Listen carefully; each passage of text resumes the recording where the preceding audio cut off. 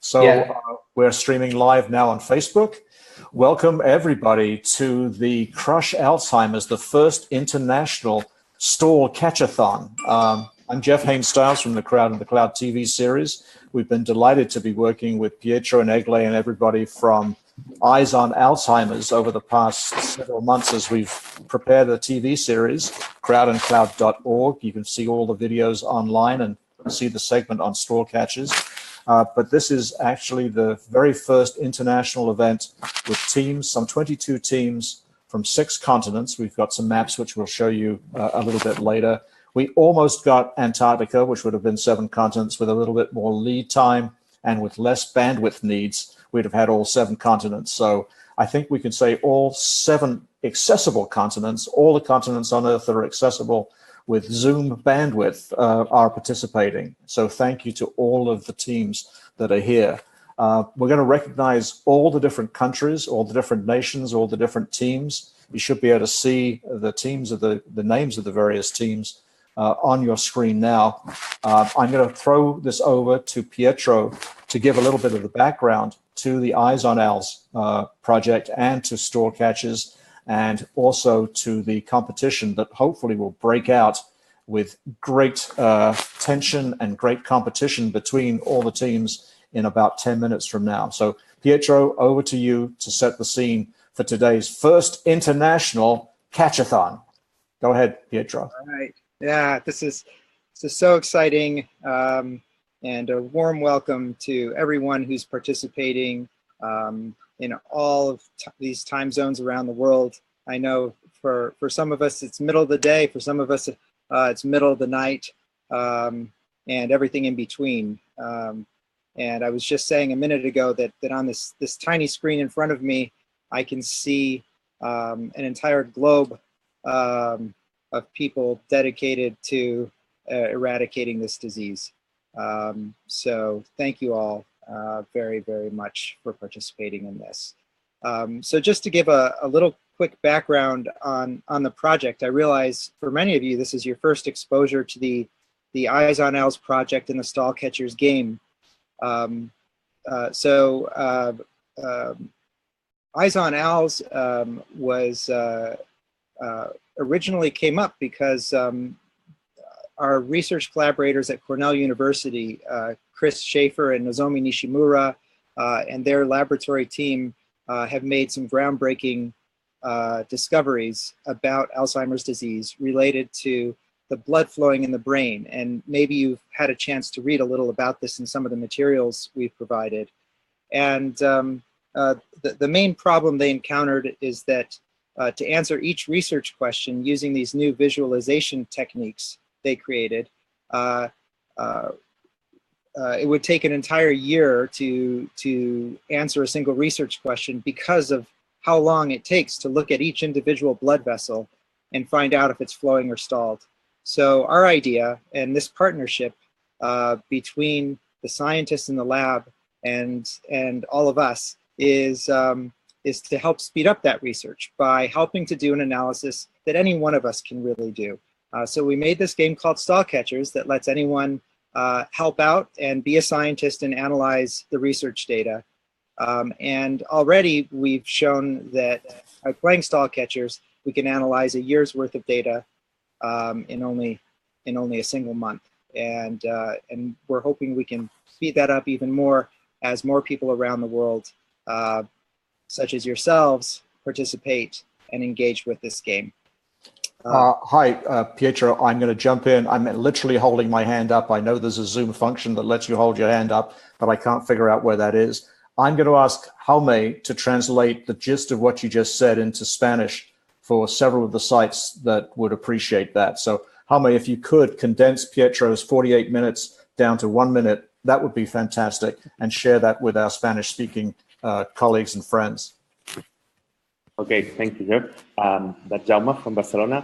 Voy a intentar resumir lo que Pietro ha mencionado o ha explicado en breve.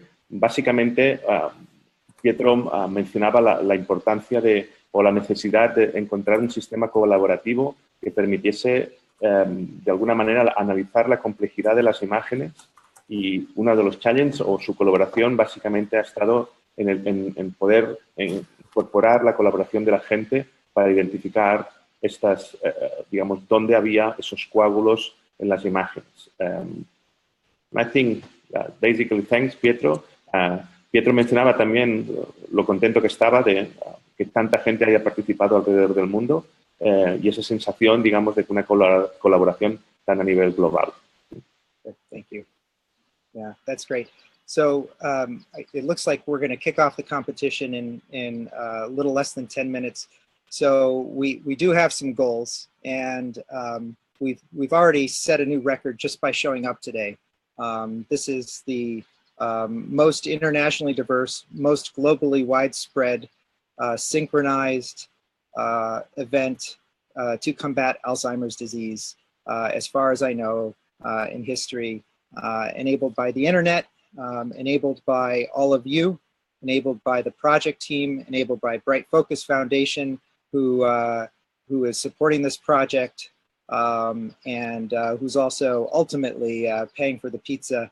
And it's interesting to realize that that a potentially effective treatment for Alzheimer's is pizza, indirectly. So I think we're onto something with this, and I think our estimate is about 200 pizzas for this event. Is about what it takes to run a global catchathon. And we have a goal. So in our most active event to date, on the busiest day and the busiest hour, we were able to annotate 4,900 and what was the number? I think 4,901 blood vessels. That's the record to beat. So we're hoping today to break that record. Obviously, anything over 5,000, we'll do that. But no matter what happens today, I know we're going to get a lot of good research done in a short amount of time. So thank you very much. That's great. Let's just have a few words from some of the remote teams. Let's try Santiago, Chile first. If you could just introduce yourselves, tell us who's in the room with you, and then let's have UGA come in. Is UGA still there? I think we might have lost them. If you could try and reconnect them, Nick, that would be great. And maybe the University of Florida as well. So we have a home team from here in the United States. So come in, Chile. Where are you? Who's with you? Hi. We're here from Fundación Ciencia Ciudadana, Citizen Science Foundation. We're here at a community center in Santiago. People from different universities, children, professors, scientists from local government, scientists. We're here collaborating with a foundation that is participating in the Catchathon. This is Sebastián. He's the director of the foundation. And Dinka over there in the back, she's the president of the foundation. We're happy to be here. Thanks very much. That was a perfect introduction. So Sao Paulo, why don't you come in and introduce yourselves next? We've got about 5 minutes to the countdown, and Pietro and Egli, we should do a global countdown to the beginning of the hour of intense competition for Team Humanity and the national teams. But come in, Sao Paulo, introduce yourselves, please. Hi, here we are in Sao Paulo, Brazil, the marathon in Star Catchers. My name is Juliana, this is Luciana and Sandro, and we are very happy to join you and to participate in this competition also. That's fabulous. Thank you so much. University of Florida, who's there in the University of Florida? You are muted. Hi, I'm Olivia. I'm a PhD student in biomedical engineering at the University of Florida. Most people here are PhD students in engineering at University of Florida, but also some of our friends. Josh, Ann, Ariel, Brandy, Matt, and, Tom, Omani, Caitlin, Michaela, and Jacob. That's it. that looks like a pretty serious team to beat. That's a lot of brain power. Yeah. Really into the game, so. You're going to be pretty tough competitors, I see. So Jaime, I'm going to ask the folks in the beautiful country of Guatemala to introduce themselves, and then I'm going to ask you to translate both for them and back to us. Hopefully we can do that. So, Okay. Okay, Sandra, ¿me escuchas? Sandra? I think they are not connected. I don't know. De Sandra. Guatemala, de Guatemala, soy Cecilia. Sí les escucho. Cecilia, te confundí, vale. Cecilia, perdona. Gracias. De aquí en Guatemala, bueno, yo me llamo María Cecilia López. Soy administradora de Asociación Grupo Hormita Alzheimer de Guatemala. Trabajamos acá con un centro de día y en la asociación con consultas médicas para detectar, evaluar la enfermedad de Alzheimer. Tenemos un centro de día que atendemos de 8 a 4, donde nos traen los pacientitos para tener terapia física, terapia ocupacional, terapia recreativa, ejercicios, tai chi, para estar con los pacientes de 8 a 4. Tenemos un diplomado que se llama Cuidado del Adulto Mayor con énfasis en Alzheimer y enfermedades relacionadas. Y aquí estamos con Wendy trabajando. Okay. So basically, Cecilia and Quentin, they are from Guatemala, and they have a foundation that helps people that has Alzheimer's disease. Well, that's basically what she said in a short sentence. Okay. Thank you. Thanks to both of you. I see that Anna is back without the name from before, but since we have you connecting, let's bring in somebody from Africa. So please tell us where you are and who's with you in the room. Over to Anna.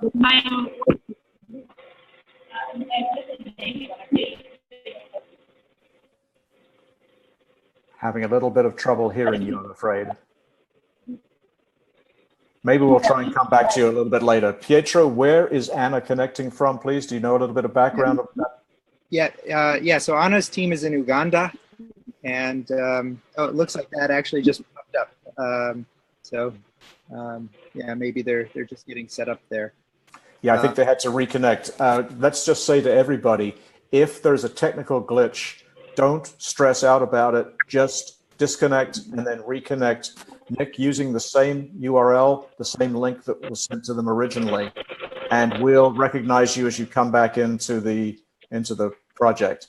But maybe between the time that things start, people are going to be working so hard they won't want to talk. But if you can free up one person from each team to come over and continue the introductions and continue telling us why you're competing while everybody else in your team is competing, I think that would make things go very well.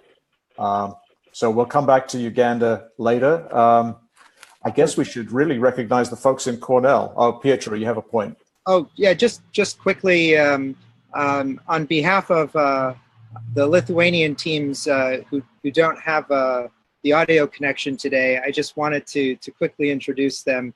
So these are organized by my close colleague and partner in crime, Agla Ramanauskite, who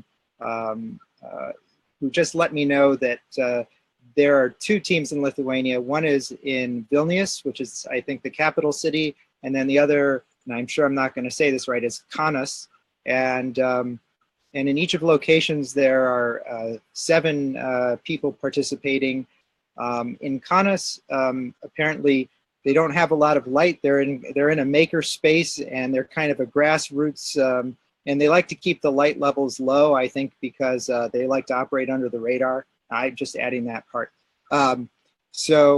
Anyway, warm welcome to the 2 Lithuanian teams, and really grateful for their participation as well. Okay, I just checked my world clock, and we're a little bit over the time, but let's assume that we are 10 seconds down from the start of the first International Catchathon. And so could everybody join me in a countdown to what will be the beginning of this Olympics of the fight against Alzheimer, fueled by citizen science and pizza. So 10, 9, 8, 7, 6, 5, 4, 3, 2, 1. Yeah. All right.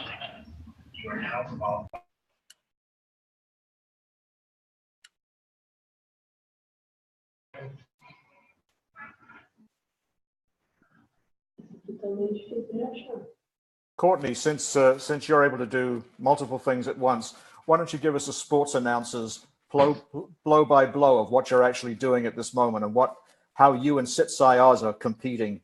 So give us a Howard Cosell, if you're old enough to remember Howard Cosell, of the first international Catchathon. Well, the competition is pretty fierce here in Brisbane. I've come up from Gold Coast to represent the Crowd in the Cloud here in Australia, and my competition is Jess over here, and she's fighting with Michelle for Sitsai Oz, and we're ready to tear it up. Now, I am seeing that somebody from the University of Florida is actually photographing us instead of catching stools, unless they're using their mobile phone to catch stools. University of Florida, what are you guys doing? I don't have a laptop. It's on mute. Oh. It hasn't been unmuted. You are... I'm using my phone because I'm live chatting on my computer. That's perfect. So we did not catch up with the team in Boston, Pure Life, which is using a mobile phone. And that's why we're able to see this remote broadcasting experience of being in a backyard in Boston while we're also live in Guatemala and El Salvador, Chile, and Brazil, all for the cost of a Zoom connection, which I think is a pretty economical way of joining the world together. So Boston, if you can hear me, could you come in, unmute your phone and tell us what you're up to in Boston? Just when we're going to come to them, the phone drops out. So because Cornell is the home base. Oh, Boston is back. If you can hear me, Boston, unmute and tell us what's going on in Boston. By the way, I'm a Yankees fan. I don't think can you hear me? Oh. We can hear you, or we could. You can hear us now? Yes. Okay, well, we had a few people that actually just had to go, but they had already been doing some catching, but now we have a pretty good team here. Everybody's got a mouthful of pizza, so, but we're catching some stalls. That's what we're doing. Looks like you're catching some pepperonis too. Yes. That's great. We did not hear from Uganda beforehand, but I'd love to bring in the African continent. If you folks could hear us, unmute, and tell us who you've got with us catching stalls in Uganda. Over to you, Anna.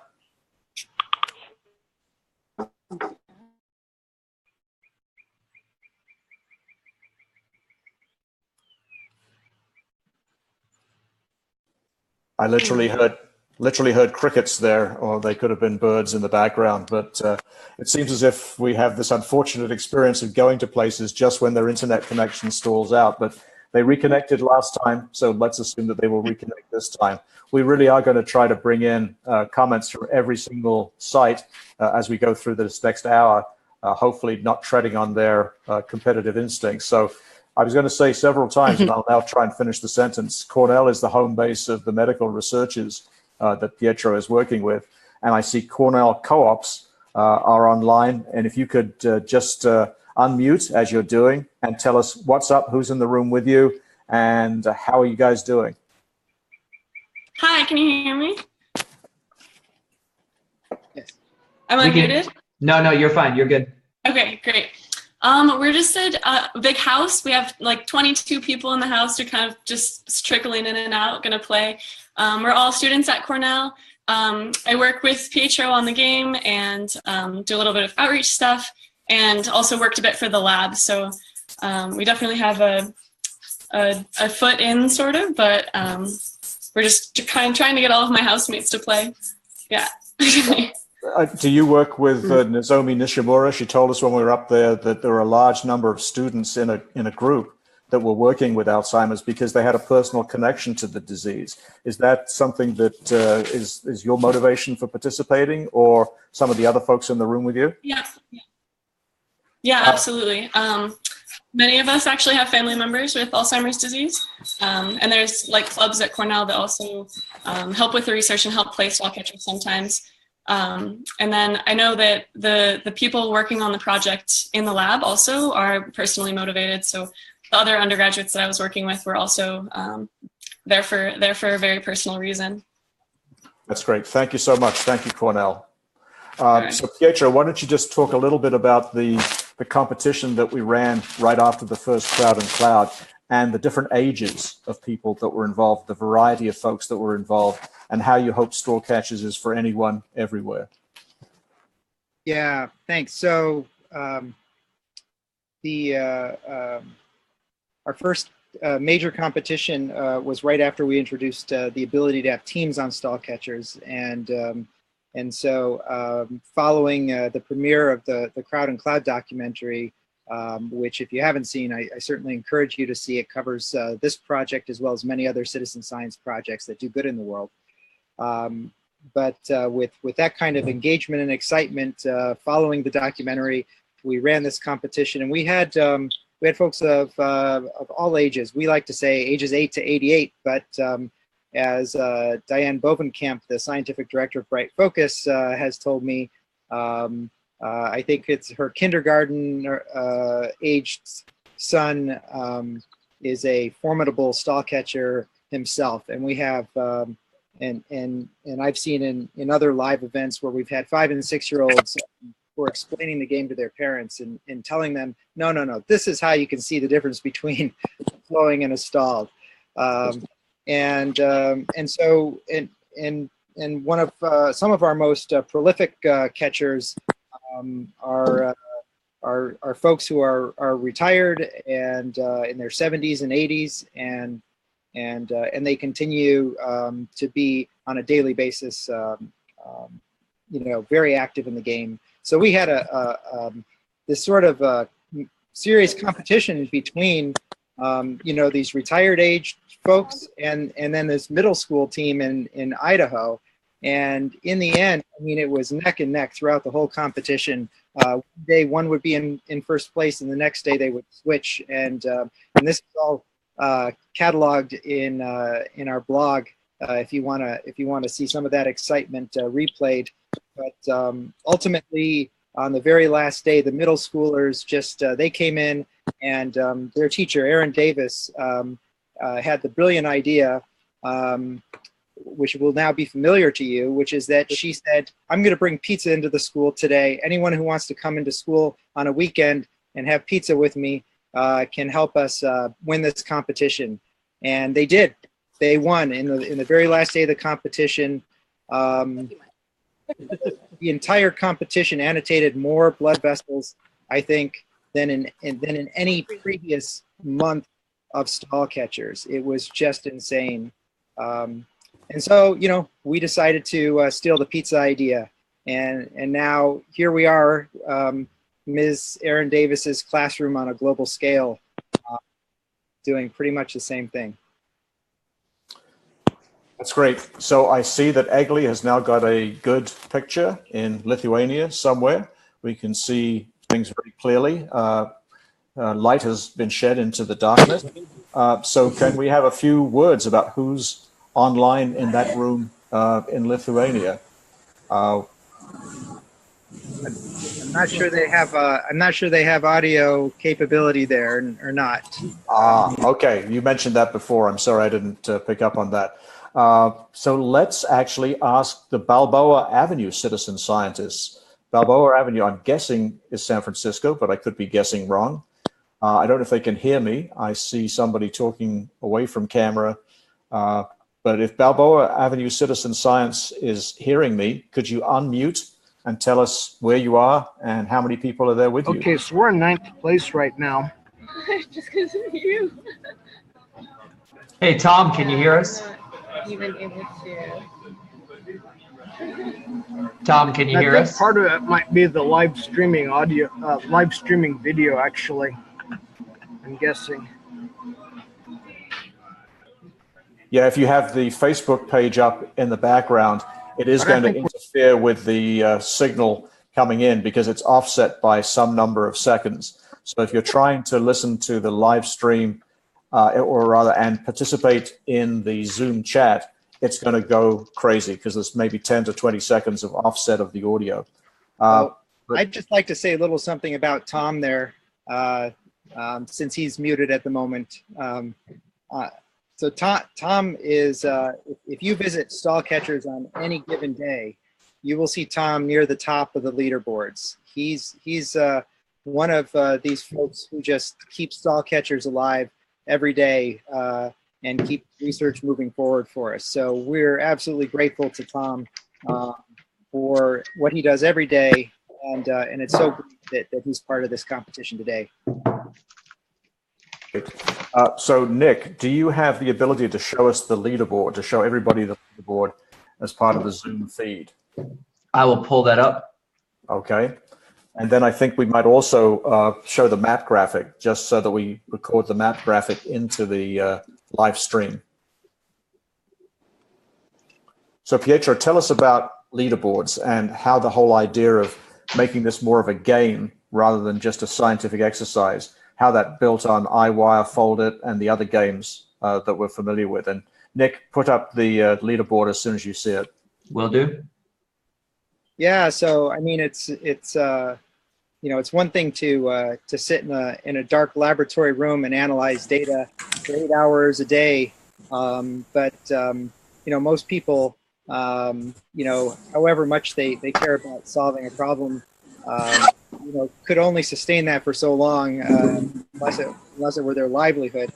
But who doesn't like to play games? And there's a nice history of online games that help solve medical problems. So there's the Foldit game, where you actually have a puzzle of a molecule, and you fold it in certain ways, and it actually helps to solve a medical problem by coming up with new ways of folding it.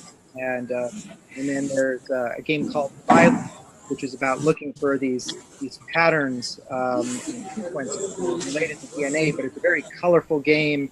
And if you like to play analytic games, it's a fun puzzle game, and it helps to understand how diseases are related to different species and what we can learn from that. So there are lots of nice examples. Another one is Malaria Spot. Anyone can download Malaria Spot onto their mobile phone, and it's actually Malaria Spot is a nice example because it's similar to stall catchers in the sense that you're looking for things, and you just you click with your finger on these little malaria parasites, and that actually helps to diagnose a real person to decide whether they have malaria or not and get a treatment if they need it. So these things are popping up all over the place, and we have the benefit of looking back at these other examples and saying, how did these other projects make their games, their analysis, entertaining for people and engaging? And so, you know, every project is different, every situation is different, and so we try to experiment with that and figure out what it is. Do they like leaderboards? Do they like to level up? Do they want to be able to communicate inside the game with each other? And we're working on things like that all the time, and it can be tricky because sometimes if you motivate people the wrong way, it can actually change the data that comes out of the game. So it's not just like making a video game that you're trying to sell on a PlayStation. We have lots of considerations about what kinds of game mechanics we can build in. Okay, that's fine. Could you go back to the leaderboard, please, Nick? And can you tell us whether we're seeing lifetime stalls catched, stalls caught? It's hard, so grammatically, it's hard to figure out. Lifetime stalls caught, or whether we're seeing the live competition at the moment. Pietro, do you see the same screen that I'm seeing? Yeah. So I was just checking the. Yes, I see this. Is this a live feed from stall catchers at the moment? I think it is, but yeah, Pietro, I'm on stallcatchers.com. Is there a better leaderboard for me to show? Yeah, if you could go to the statistics thing way up at the top. Sure.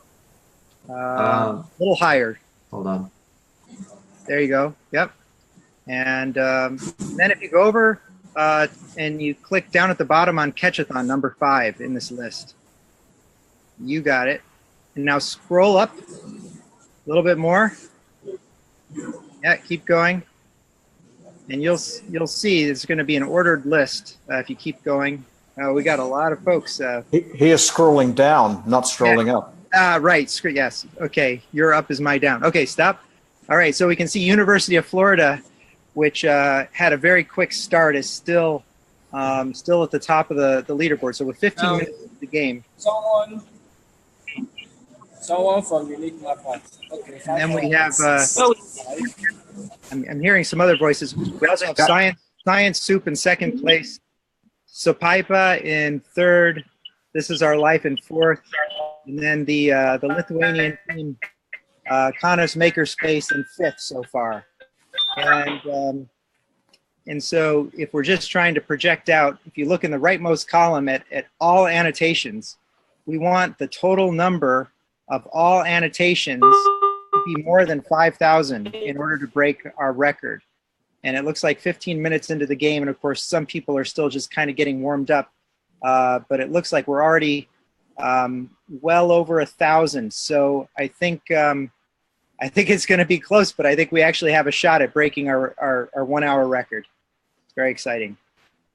I think it's great so that all of the teams that we've introduced, I recognize all of them there.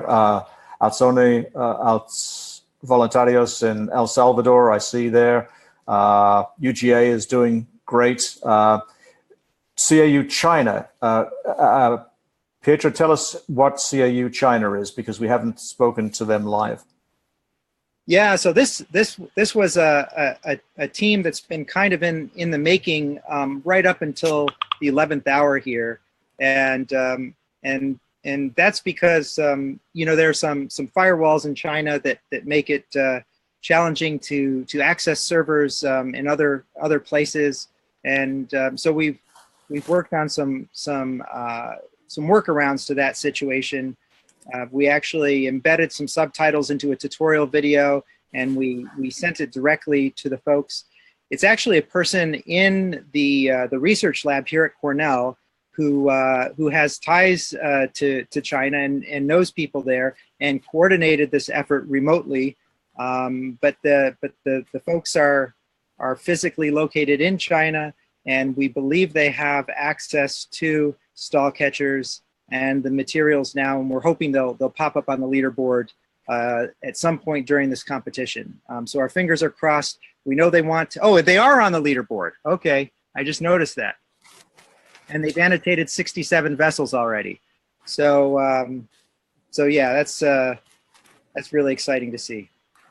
That's great. So Nick, could you just go back to the map one more time, since we're on graphics?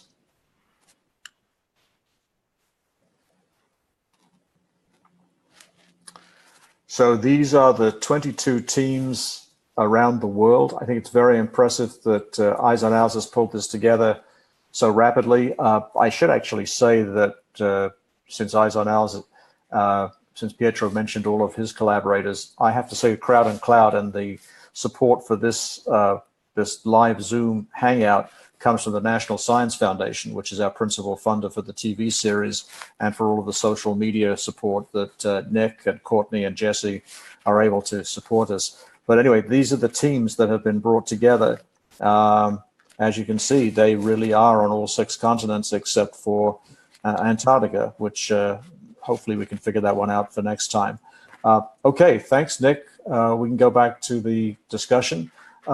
Victor, I see that you've come on. I don't know where Victor is, and I'd love to find out where Victor is and hear from the competition from that side. So come in, Victor.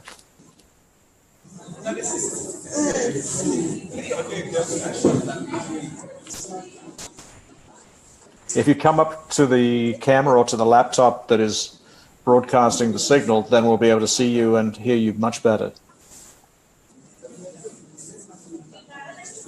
They must be so dedicated to catching stalls that they don't want to waste time on any self-introductions, but I think they're there. So hello, Victor. Please introduce yourself and say where you are.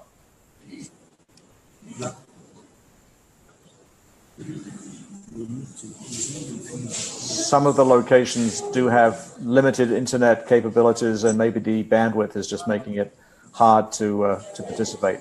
Pietro, do you know where Victor is linking from? Victor is organizing the Nigerian team, and as far as I understand it, they have 100 people showing up for this event today. Well, that sounds like it's going to be a very hard team to beat. 100 people. Yeah, of course, they're probably all sharing the same internet connection. So, you know, there's always the technology side of things to level the playing field, right? That's true. That's true. Oh, so Science Soup is in Vilnius. So Science Soup is doing very well. And where is This Is Our Life? Is that Judy Johansson and her collaborators? I thought it might be. Have we heard from Kelly? Kelly Corrigan is Judy's sister, and she's the one organizing that event. We do not seem. There we go. Okay, there they are.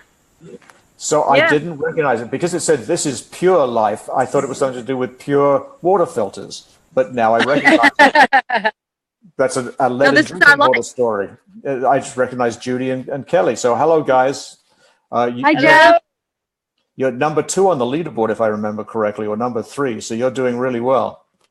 Awesome. Yes. We have a number of people that are not with us that are remotely logging in. So the team goes wider than just the backyard. You guys, you are sort of gaming the system there. And but the whole point of, what's the line from War Games? The only way to win is not to play.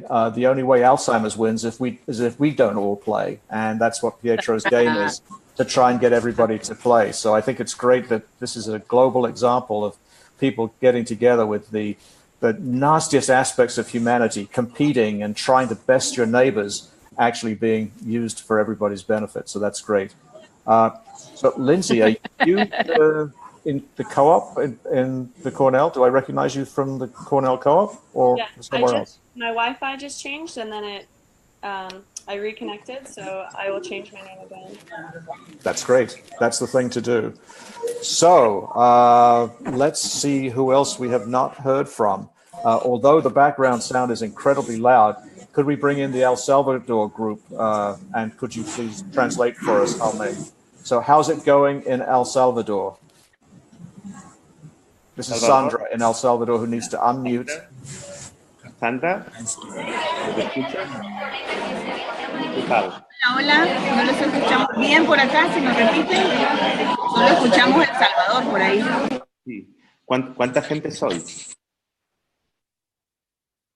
Well, Jeff, you can see more or less the people.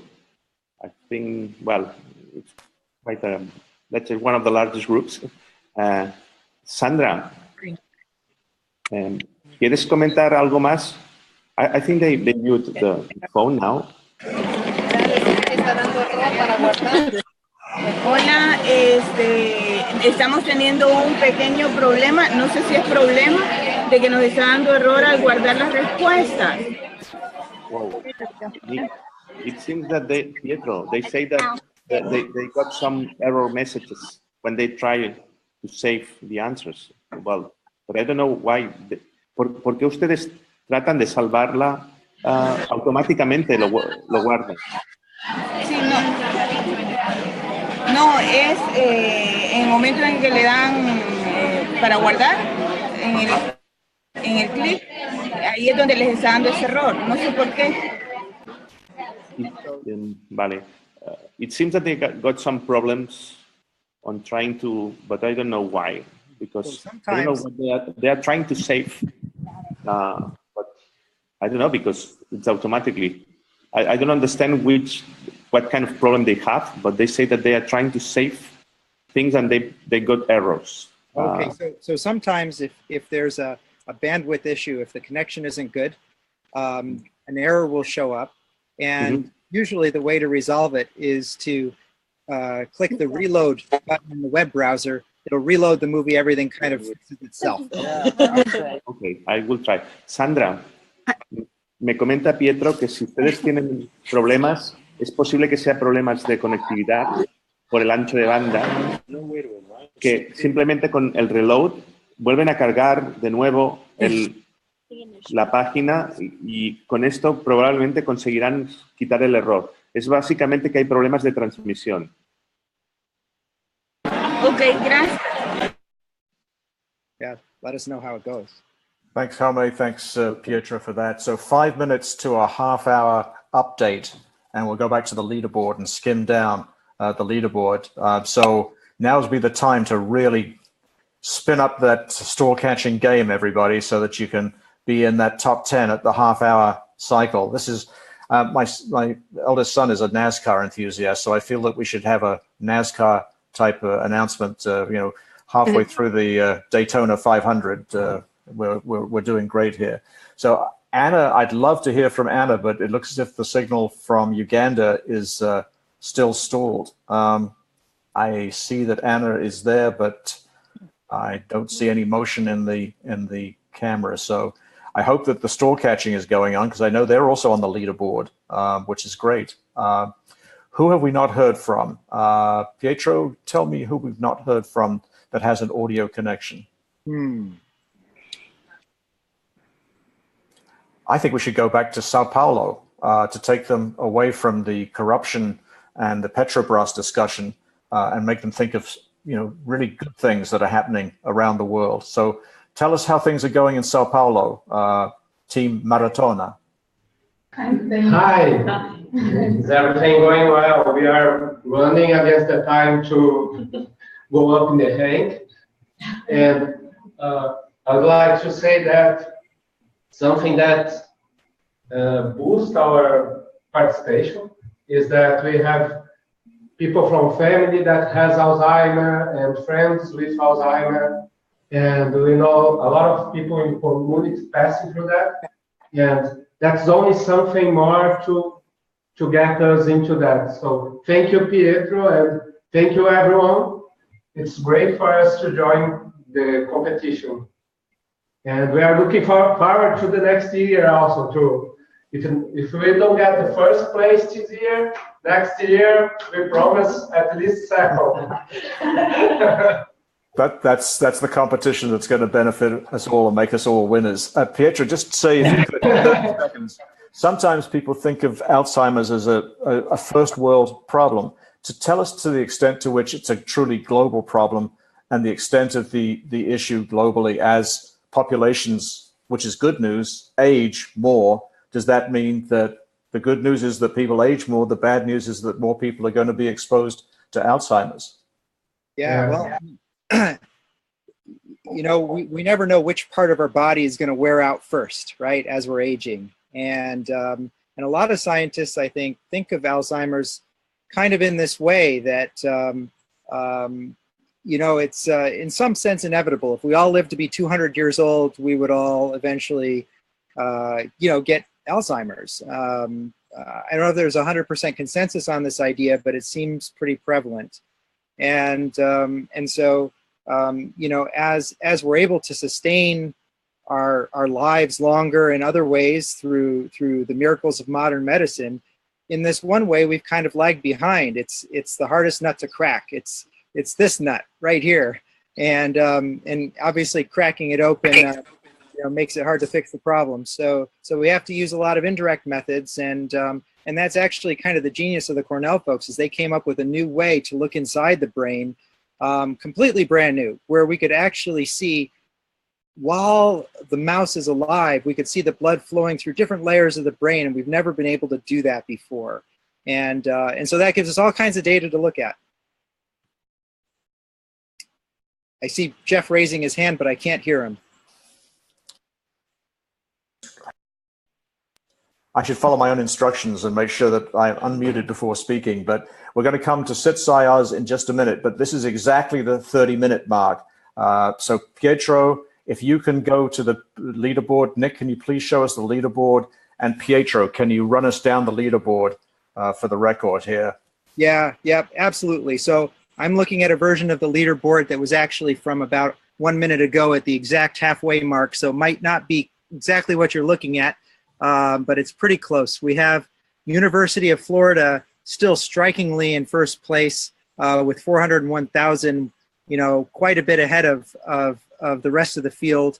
And then we have Science Soup and Sopaipa that are neck and neck around the 250 mark.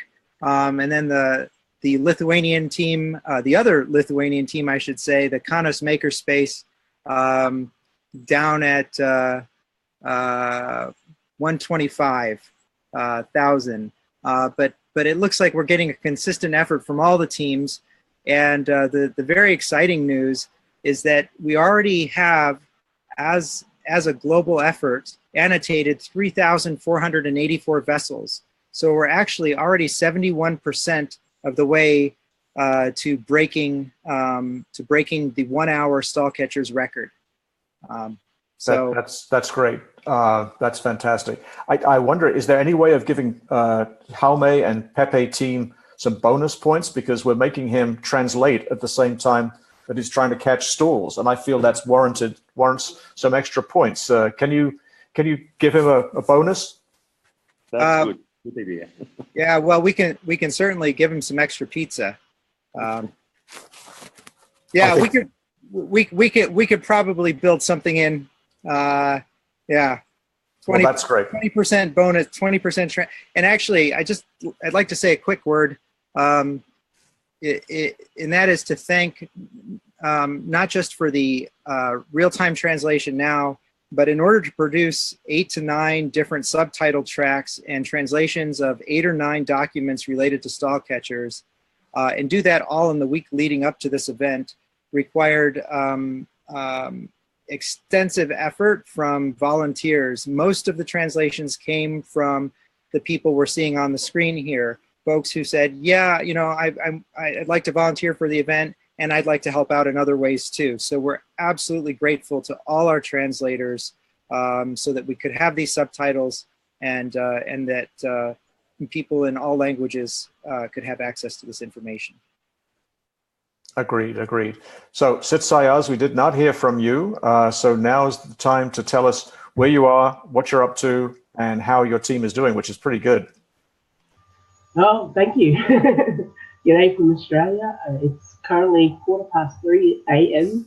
on Sunday morning. Unfortunately, no pizza shops are open at this time. So I am currently surviving with chocolate, bread and frogs, which is an Aussie thing. Jess, do you want to chime in anything at all? My compatriot Jess is over in Brisbane. I'm in Redland City. We're about 30 minutes drive from each other. We've got Courtney in there with the Alzheimer's Crowd and Cloud team as well. But at the moment, it's very, very quiet here. So it's good to be able to concentrate on what we're doing. And she's doing an amazing job tweeting through all of this as well. Michelle's tweets are hilarious. Well, At Sitsai Oz, guys, check it out, seriously. I'm tweeting as Sitsai Oz at the moment while I'm trying to catch stalls. So I'm kind of into the GIFs at the moment. I found them the other day. They're lots of fun. Did your homework? Meanwhile, I can't be too loud because 2 kids and my husband, who are all sick with the flu, it is winter down under, are down the back of the house here. Well, that's great. Thanks very much. I think you all deserve a bonus for participating when it's the middle of the night down under. So we'll see what Pietro can do without cooking the books too much. We know that in Nigeria, Victor has a very difficult internet connection, but I think he's sitting close to the laptop. And if Victor can hear me and come in and just give us an update from Nigeria, we'd be delighted. So over to you, Victor.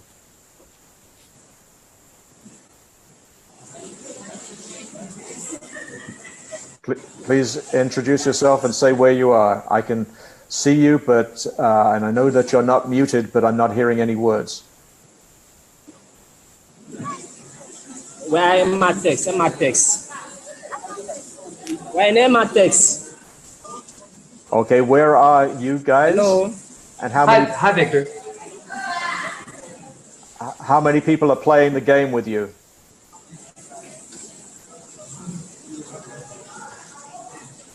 I think we're probably having some network issues, which meaning that although it seems as if he can hear us and we can hear him, there's actually a disparity between the times in which we're speaking and listening.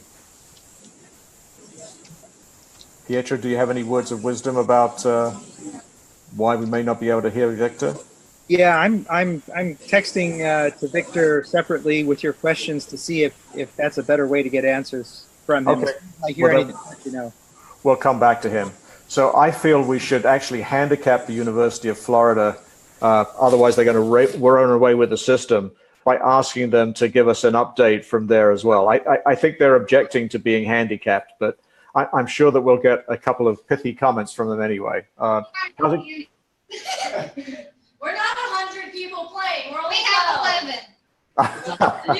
He unmuted us. Oh, you unmuted us? You can unmute us? Yes, we unmuted you.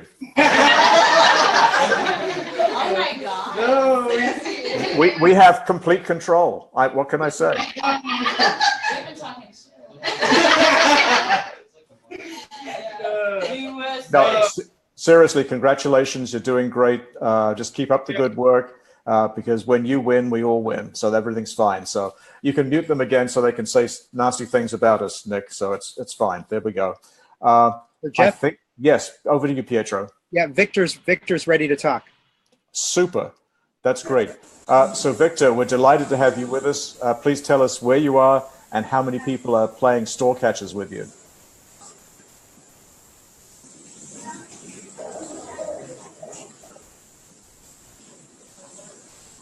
Victor, we're waiting for you to talk to us. I think he maybe has just have a very loud background sound there. Hello, Victor. How are you?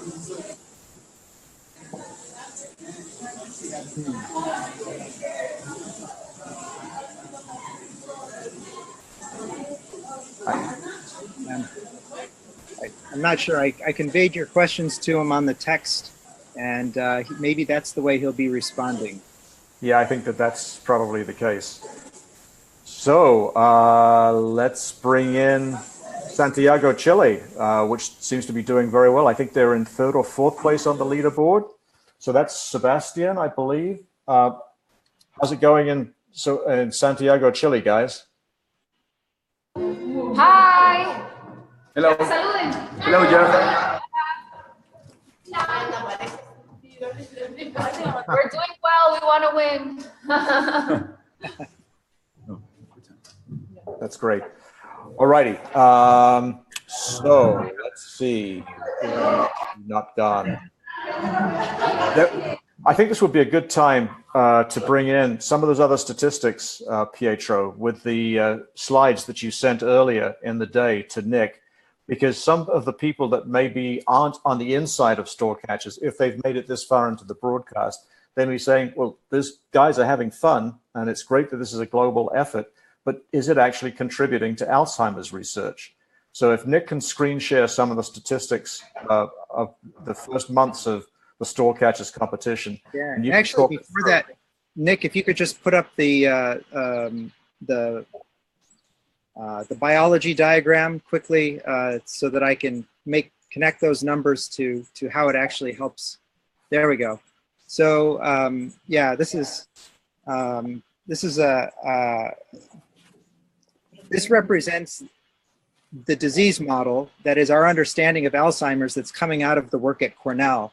And the basic idea is that we all have these. See those little blue things?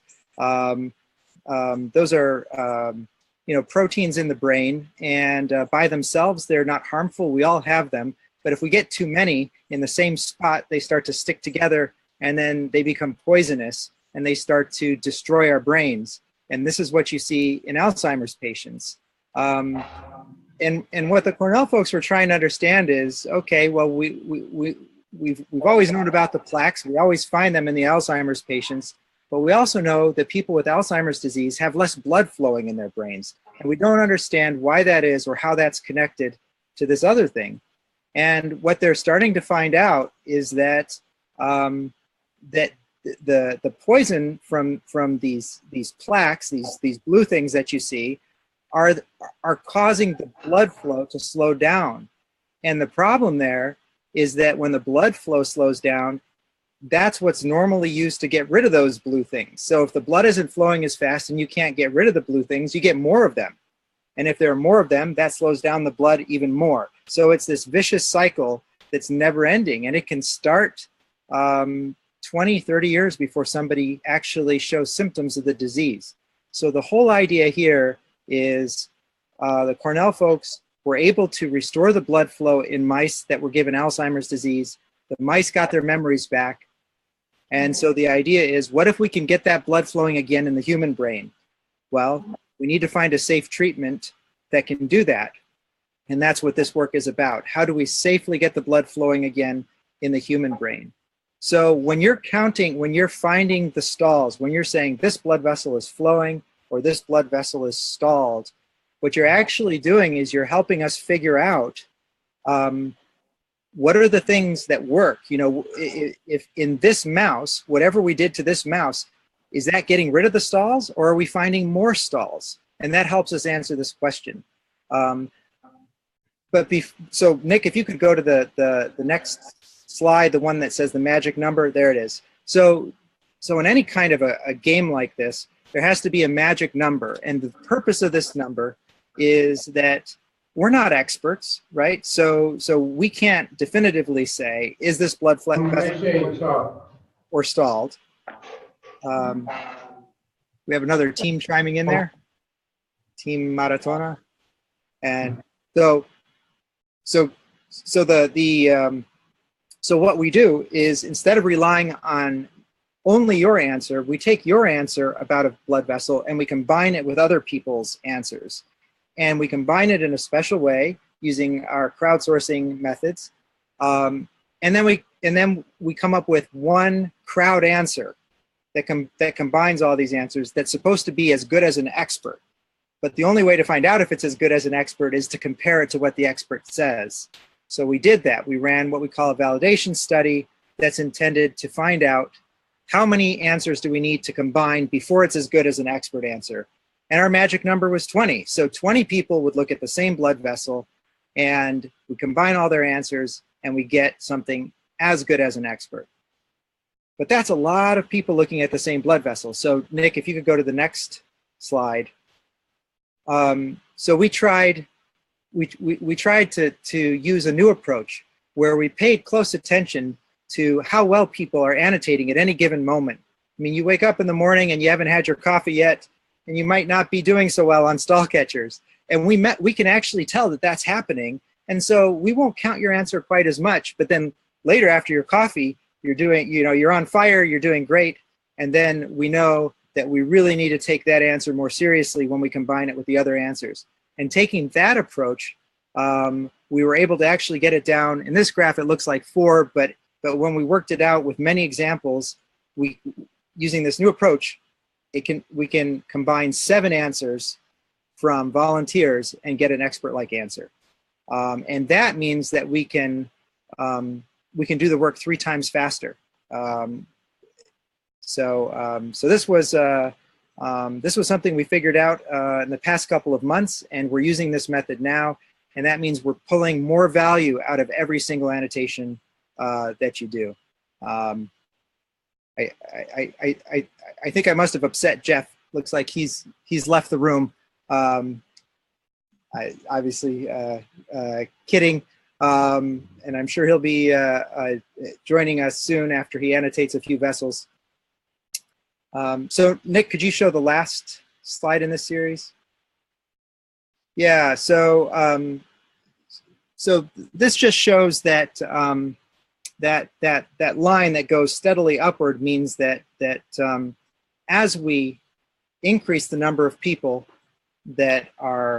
whose answers are being combined, then we get an increasingly accurate answer. And that blue line, the vertical blue line that goes straight down, says anything above this line is good enough for the research. So that tells us how many people we need. And so in this graph, it says we only really need about 5 people. but because that's for only one data set and we've tested against other data sets, to be absolutely sure that we have the best quality data, we use 7 people. So so that's how we do the magic of the crowdsourcing. So Nick, would now be a good time to take another quick look at the leaderboard? We're 15 minutes away from the end of the competition.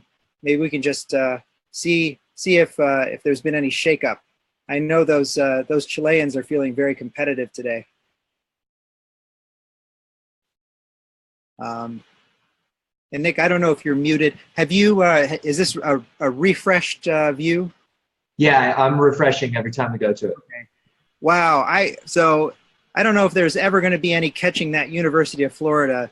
Some team is going to really have to make a huge effort. Convince another team to abandon ship and join your team. Do what you have to do. So University. Yeah. Pietro, I have a question for you, actually. Sure. So what I see is University of Florida has 1,400, or I'm sorry, about 1,372 annotations, whereas Sopaipa has 1,400. But the point difference is almost double. So why would something like that be the case? Wow. So this is a really good point, and I think now that you mention it, I think the way that we were going to measure the winners in this game was actually based on the number of annotations. I'll have to double check that. We can have University of Florida. We can have two kinds of medals here. We're a flexible Olympic committee, but you're absolutely right. If you go based on the number of annotations, the Sopaipa team is. I'm sorry, I said that wrong. The Sopaipa team is now in the lead. And the way this can happen. So how can you have more points and fewer annotations? Well, you get points based on your experience in the game. So this suggests to me that some of these University of Florida players were practicing ahead of time and kind of trying to train up for this event, and they got their sensitivity levels higher. They leveled up in the game, and now each annotation gives them more points. So that's how that happens. No, that's a great answer. Thank you. I was wondering that. Yeah, great question. Yeah, I'm afraid I have to step away for a moment there.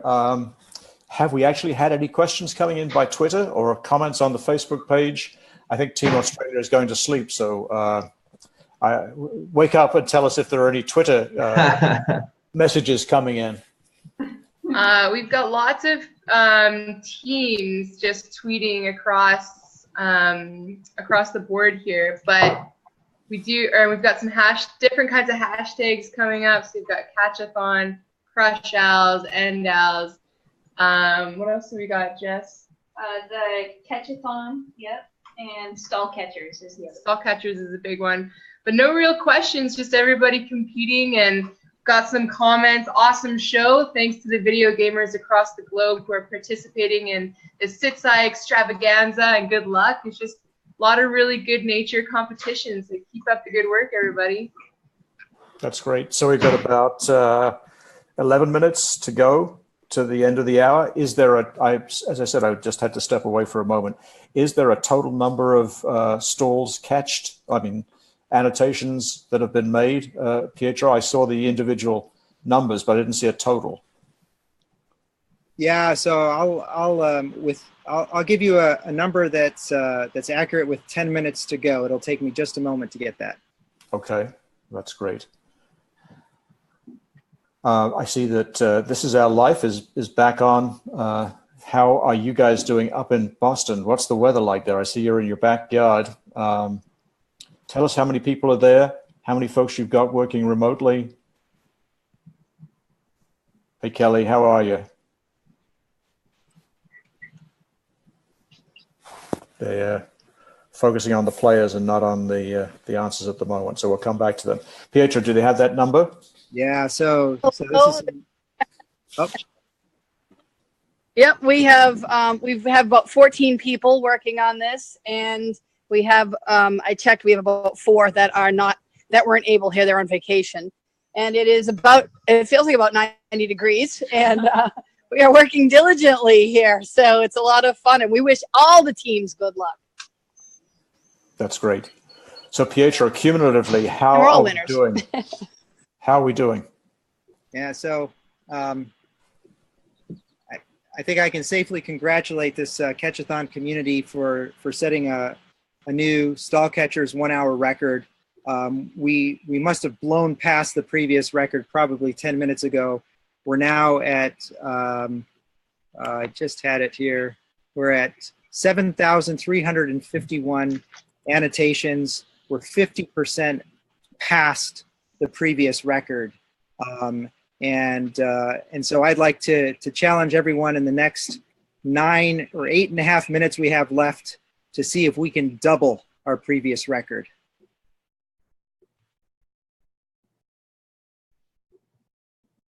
So we can't hear you, Jeff. The Sao Paulo team applauding, and we didn't hear them applauding because they were muted, of course, but that was great. I think we could all applaud ourselves here. We should maybe ask Jaume to ask some of our Spanish-speaking sites to report on how things are going. So, Jaume, could you reach out to where have they gone? To El Salvador and ask them to come in. And I guess we've lost Guatemala, which is a shame. But please interact with El Salvador and see how they're doing. All right. Sandra, ¿pueden escucharme, por favor?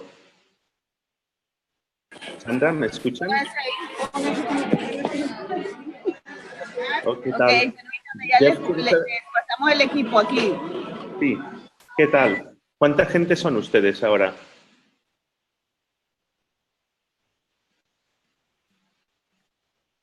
Ahorita somos 8 los que estamos conectados. Ok. ¿Y qué tal les va? ¿Ahora bien? Sí, por el momento bien. Solo estábamos teniendo problemas con la conexión, ¿verdad? Lo que les comenté hace un momento, pero ahorita todo bien. Ok, perfecto. Hi, Jeff. They mentioned that there are 8 people, and well, they have some problems with the bandwidth, but it seems that they could solve it. So, well, that's basically 8 people working in El Salvador, and I don't know if they are, where are they now? Okay, let me check. Yeah. Well, they are doing well. So Jeff, we're hearing from Victor again. Can you hear me? He can hear us. Can you hear me? Yes, now we can hear you. Victor, delighted to have you with us. Give us a report about how things are going in Nigeria. Yeah, can you hear?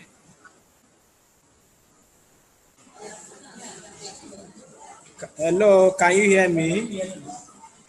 Can you hear Victor from Nigeria? We can hear Victor from Nigeria. Speak, Victor from Nigeria. Okay, we are sorry we are joining very late. It's raining heavily over here. And we had a serious network problem challenge. So but we are on with the game. Hello? Yes. Yes, that's fine. We hear you saying that you had a rainstorm, but you're now on with the game. We land at. We just have a few minutes to go. Yep, 5 minutes left. Where are you located? Where are you playing? Hello? Can I hear you again? Where are you located? Are you at the you say we just have 5 minutes left? We are located in Port Harcourt, Nigeria. Port Harcourt, Nigeria. Port Harcourt, Nigeria. Yeah, I think there's a delay. So, how many people Nigeria are participating in your group? Yeah, University of Port Harcourt. University of Port Harcourt, Nigeria. Fabulous. Victor, so thank you so much for persisting with the network problems and joining in. I think it's fabulous to have both Uganda, Nigeria playing from the African continent, El Salvador, Guatemala from the Americas, of course, Brazil, Chile, España, Barcelona, should I say, Catalonia, as well as España. So it really is 6 continents doing a great job working together here. How much time to go? 4 minutes to go to the end of this hour. Just a quick word. Just because the competition ends in 4 minutes doesn't mean you have to stop. In fact, we'd encourage you, if you've still got pizza and you're still having fun, keep catching, because as long as you are, we're moving the research along. And actually, maybe now's if we have just a brief moment, Jeff, before the competition ends, to say what the research question is about that's built into this new data set. Go ahead. So in this data set, some of the vessels you're looking at are in mice that have been given a high-fat diet, and some are in mice that have been given a normal diet, because one of the questions is what's causing capillaries to get stalled. And even though people have speculated before that a high-fat diet can cause inflammation and slow down brain blood flow, it's never been directly connected to Alzheimer's disease. So the very specific question you're answering right now is a high-fat diet physiologically linked to an increased risk in Alzheimer's disease? This could also help inform the kind of treatment that we look for Alzheimer's. Pedro, do you mind if I ask you a question about that? Please. Have you ever discussed or anything a link with a ketogenic diet with this? So I don't specifically know anything about that, but that's a question that I think either Chris or Nozomi or even maybe Lindsay, who's with us from the co-op team here. What's your team? Cornell Co-ops. Can you unmute Lindsay and answer that? Yeah. Can you hear me? Yep. Go ahead, Lindsay. Yeah, can you hear me? Yes. We can. Okay, great. And the question was, can you repeat the question, the full question, please? Yeah. So I was going off of Pietro's topic about a high-fat diet being linked to increase the risk of Alzheimer's, and I know right now that in different communities there's a big push for a ketogenic diet, and I was wondering if there had been any link or research on it. Yeah. So these mice were actually fed a high carbohydrate, high fat, and the difference with the ketogenic diet is it's high fat only, but very few, if any, carbohydrates at all. Right. So actually it's a very different thing. So we actually call it a Western high fat diet because it's the combination of the carbohydrates and the fat that actually does the damage, because you're absolutely right. A ketogenic diet is sometimes helpful because your brain manages to use that kind of energy in a different way, sort of circumnavigating, kind of getting around the whole issue of the reduced blood flow by using using ketones. Yeah. Exactly. So this one, the difference is that it's high carbs, high fat, so it's just bad overall. There's no advantage to this one at all. Gotcha. I don't think we should go any further into this dietary discussion when we're asking people to eat pizza, because it may not be good. I just wonder how many teams chose to spend their money on salads around the world. We can find out about that later, I guess. So I think we just about have 1 minute to go to the end of the store catchathon. Obviously, as Pietro says, the idea is that people get excited about this and continue competing to rack up numbers right the way through. But we did say that there was going to be an hour in which the competition would go forward, and we're just very close to the end of that hour. So Pietro, can we see the leaderboard again? And in the final 15 seconds of our hour, can you count us down? You bet. So we've got 4, 3, 2, 1. Congratulations, everybody. That's the end of the first International Store Catchers Marathon, and Pietro is going to talk us through with the winners.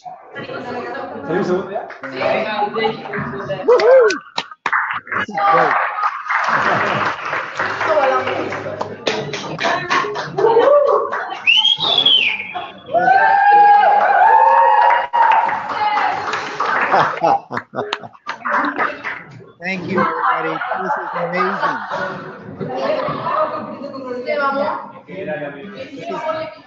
This is amazing. So, Nick, could we do this? Could we have Pietro go down the list, and can you then cut live to each of the teams associated with the names on the leaderboard? Is that going to be possible? Let's try it. Okay. So, Pietro, now you are the Howard Cosell, and you're going to talk us down the winners of this first international Catchathon, and then we're going to see the people that made it possible. Oh, Pietro, I think you're muted. Pietro, you're muted. And now we seem to have lost Pietro. Am I back? You're back. You're back. Okay. Yeah, so obviously we're all ultimately winners here if we can get rid of this disease. But we had a competition, and we had rules for what defines the winners of the competition, and that's what I'm going to talk about right now. So I conferred with Agla, and we decided we're going to declare two kinds of winners. We're going to have winners based on score and on annotations. I think both are meritorious. Your score does go up when you're annotating more accurately, and we value that. The score is in some sense a reflection of the quality of the annotations. Lots of points. So I'm going to go ahead and declare our gold, silver, and bronze based on points. Okay. I can hear some movement in the background.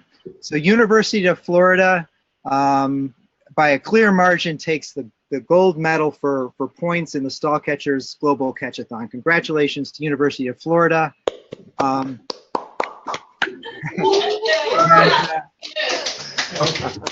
Very close race between second and third for points. We have the Chilean team taking the silver medal. So Paipa, congratulations to you for a very solid effort. Science Soup, the Lithuanian team in a very close podium race gets the bronze medal for points. So congratulations to Science Group for that. And I just want to acknowledge, a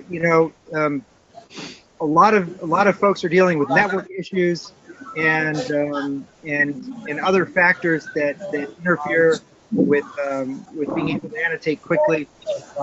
And I can easily imagine the effort from everyone was medal level effort. So now I'll switch over. Maybe if you could mute if you're as much as I love to hear the excitement, you won't get good results out of me if I'm confused, and that happens easily. So on the annotation side, Nick, can you go back to the leaderboard, please? Yep. So if you look at the all annotations column, it looks like the Chilean team, so Paipa, gets the gold medal for most annotations in the Stall Catchers Catchathon. Congratulations to you. Our silver medal goes to University of Florida, who's our gold medalist for score. Congratulations to you for an outstanding effort. And then it's a very close race for the bronze between Science Soup and This Is Our Life. A difference of literally 32 annotations. Kelly, if you could have just waited to go and take that restroom break until the end of the competition, this could have ended up a lot differently. So congratulations to Science Soup for a bronze medal and an honorary bronze to This Is Our Life, and obviously honorary gold medals to every single team who contributed in this event. And in a moment, I'll be able to tell you exactly how many vessels we annotated as a global people coming together to fight this disease. Okay, Nick, I think we're going to come to the end. After Pietro reports that, we'll end the live stream, but we can keep people on just to have a little bit of a debrief with the participants. But if you could bring up everybody and not just Pietro, or maybe that's me having my thing not set up with the, yes, I was on speaker view and not gallery view. So I certainly want to thank everybody that participated. I see actually Anna's team is there. I think the signal was live for a moment. I don't believe that we've had any audio from Uganda. So I think while Pietro's doing some numbers.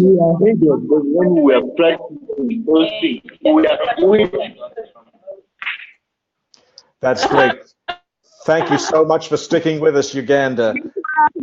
I see you on the leaderboard. So you've been present, even though we haven't been able to see and hear you. If you can hear us, just tell us where you are and how many people have been participating for the last hour. 1, 2, 3, 4, 5, 6, 7, 8, 9 people. We rushed with the car to go and buy airtime for days. We didn't have data. Are you hearing? We are. I think you said you're spending your pizza money on airtime, which is a noble thing. I think that Pietro should invest in M-Pesa and send you lots of money to compensate for this. We rushed to catch up with you. Was fun from the technical organizer. Well, I think you deserve a special participation medal that for participating and for the maximum number of reconnections that you've made in the past hour by getting back online. So I think in that category, you are the clear gold medal winners in this competition. Uganda. I think that Uganda just froze again. So I think it's great. We heard from Victor in Nigeria. We heard from Anna in Uganda. We certainly had Guatemala, El Salvador, Chile, Brazil, Spain, Brisbane, the various other folks in Australia, folks across the United States. Egley, I think, eventually managed to get audio coming in loud and clear from Vilnius to such an extent that it confused poor old Pietro, which happens, as he says, increasingly so. But we're delighted to have audio from Lithuania as well.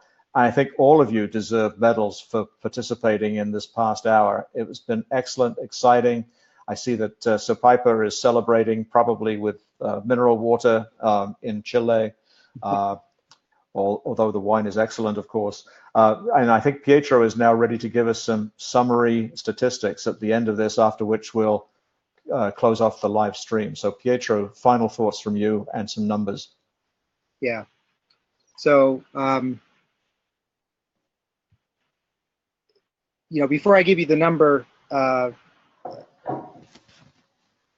think I've said this before, but it means so much to me, not as part of the Eyes on Al's team, not as a scientist, but as a fellow human being, that we can all come together like this, that we can cross ideological boundaries, political boundaries, geographic boundaries.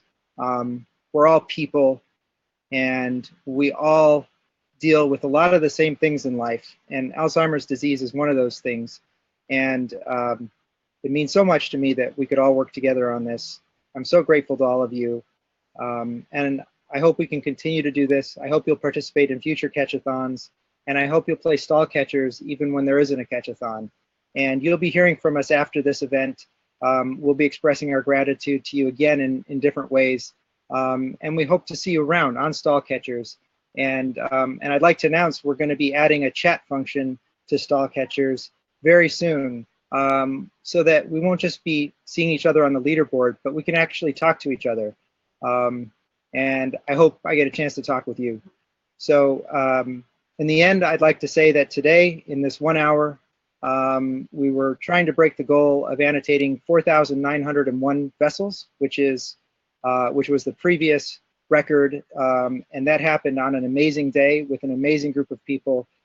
But today, as a global community, in 1 hour, we annotated 9,204 vessels.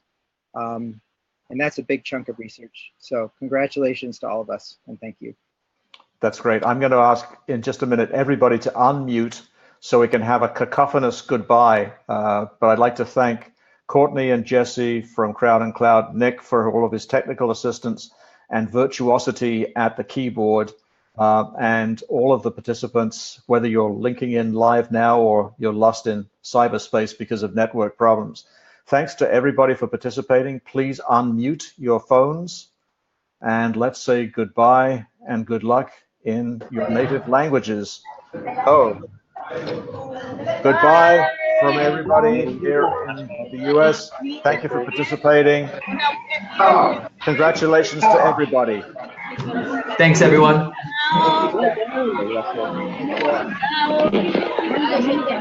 And now you can take us off of Facebook.